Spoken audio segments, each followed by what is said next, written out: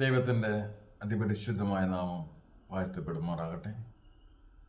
കർത്താവായ യേശു ക്രിസ്തുവിൻ്റെ വിലയേറിയ നാമത്തിൽ എല്ലാവർക്കും ഒരിക്കൽ കൂടെ സ്നേഹവന്ദനം അറിയിക്കുന്നു. ഉൽപ്പത്തി പുസ്തകം 3-ാം അധ്യായം 9-ാം തിരുവചനം. യഹോവയായ ദൈവം മനുഷ്യനെ വിളിച്ചു, നീ എവിടെ എന്ന് ചോദിച്ചു.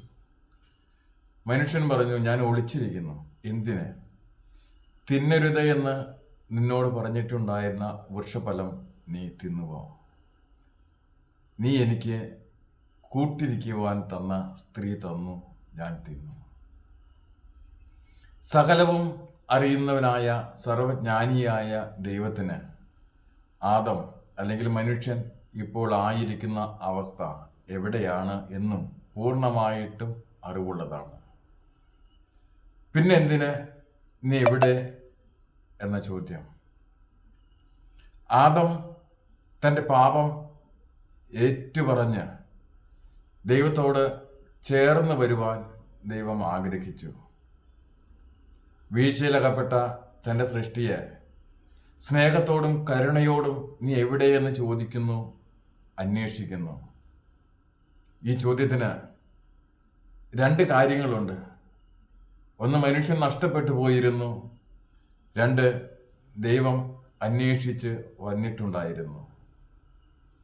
ഇന്നും ദൈവത്തിൻ്റെ ഈ വിളിയുണ്ട്, മനുഷ്യ നീ എവിടെ? നീ പാപം ചെയ്തു കഴിഞ്ഞപ്പോൾ ദൈവം നിന്നെ അന്വേഷിച്ച് വന്നിട്ടുണ്ടായിരുന്നു. നീ ദൈവത്തിന് മറുപടിയും കൊടുത്തതാ, ഹൃദയത്തില് അല്ലെങ്കിൽ മനസ്സില്. സാഹചര്യത്തെ പഴിചാരി അല്ലെങ്കിൽ മറ്റൊരു മനുഷ്യനെ പഴിചാരി സ്വയം ന്യായീകരിച്ചു. പ്രിയപ്പെട്ടവരെ, ആദം പാപം ചെയ്തെന്ന് പറയുവാൻ ദൈവം ആഗ്രഹിച്ചതുപോലെ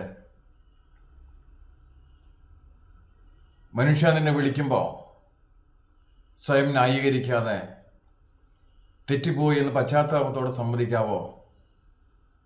നിന്റെ മാനസാന്തരമാണ്, നിന്റെ മടങ്ങിവരവാണ് ദൈവം ആഗ്രഹിക്കുന്നത്. നിന്റെ കാതിൽ എപ്പോഴും ഈ വിളി മുഴങ്ങി കേൾക്കട്ടെ, മനുഷ്യ നീ എവിടെ? ആമേൻ.